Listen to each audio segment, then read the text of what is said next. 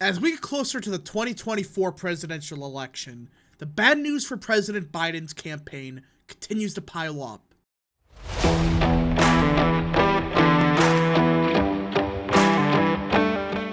What is up, people of the internet? It is me, Real American, back in with a new video today. It is time that we talk about the chaos that is unfolding within the Biden campaign. When you thought it couldn't get any worse for Biden's approval, somehow, some way, it continues to get even more pathetic. I mean, let's not even pretend that this is a disaster. Recent polling from the general election, from his own approval rating, everything is a big, fat disaster for the Biden campaign. When you even got former Obama advisors saying, this is bad news for Biden. You can't recover from this if you don't right away. That's not a good sign for him. And I think some people are starting to realize, hey, we might be in deep trouble after all.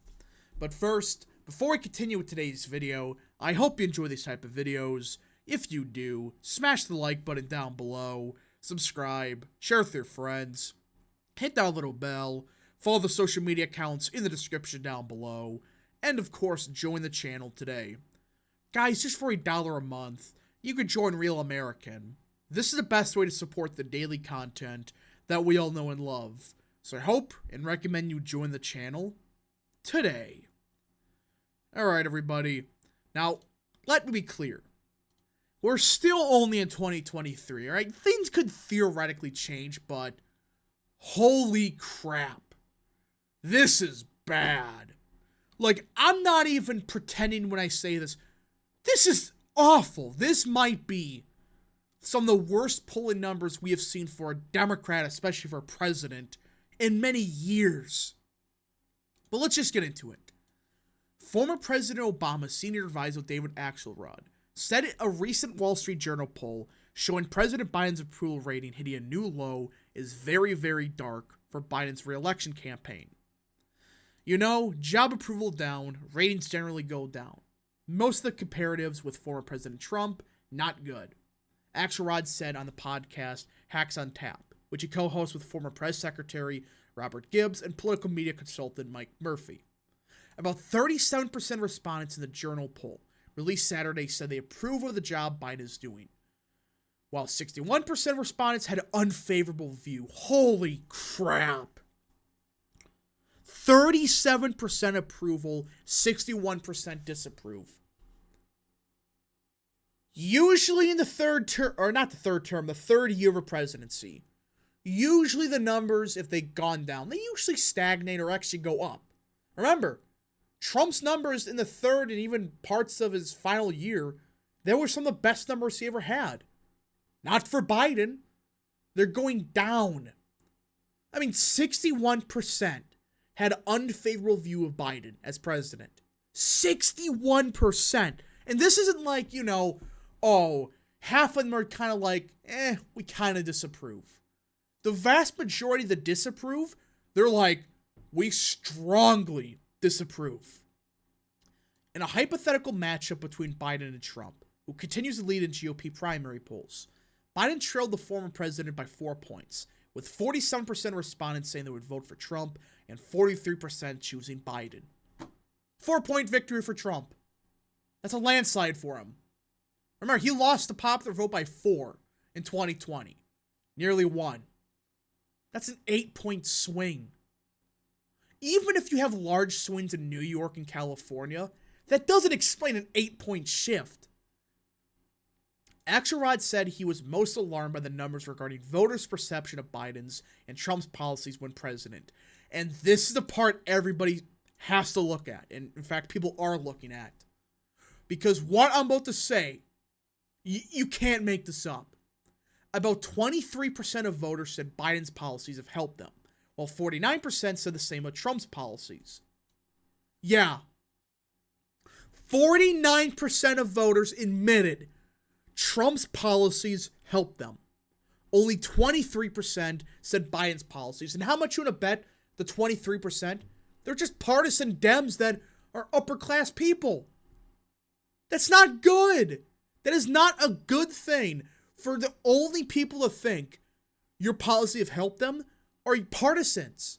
With Trump, you can clearly tell, a lot of people that aren't straight up Republicans, they admit Trump's policies helped them.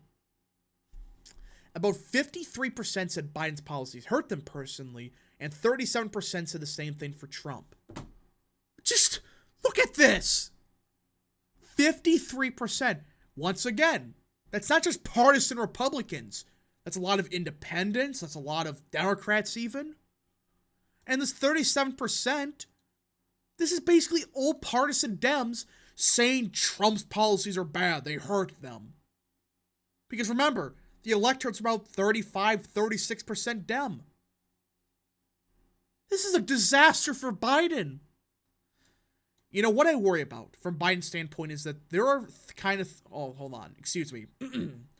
From a Biden standpoint, there are the kind of things you get when people are starting to rationalize their votes.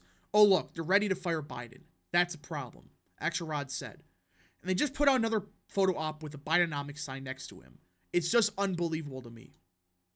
The White House has placed signs with Bidenomics slogan, which have rolled out to tout the president's economic agenda on stage at many of the president's recent speeches.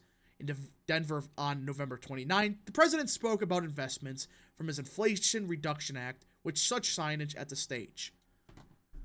Even the Democrat operatives are saying, what the hell are you doing? And this is what many people on the left cannot fathom. People don't care what bullshit number you pull out. The GDP grew up 30%. Yeah, first of all, yeah, right. But second of all, if people think the economy sucks and thinks your policies are hurting them, especially the percent we're seeing, 53% said the policies are hurting them from Biden, with only 23% saying it's helped them. That's a 30-point gap. If you have that large of a gap saying your policies have hurt them, you are screwed. You should not be tripling down on this garbage economic agenda when people are saying it's hurt them. Axelrod noted that based on private polling he has heard about, he doesn't think it's quite that bad, but it's bad. So even their crap internals that they probably cooked up for fundraising, they even have it bad. Axelrod also made an apparent reference to a recent CNN poll showing Trump with a 10-point lead over Biden in the battleground state of Michigan, to which Gibbs argued the Biden campaign needs to start playing campaign in a far more concerted way. It is time to start drawing this choice because I think a lot of us think through these polls. We see whether it's Michigan or the Wall Street Journal, and you think to yourself, okay, people just haven't made the turn yet to making the choice, Gibbs said. These are still the Biden is bad, let's fire Biden polls. And that's what Haley's up, and Trump's up this. I mean, how can people just ignore the fact Biden's policies suck, and people say it sucks?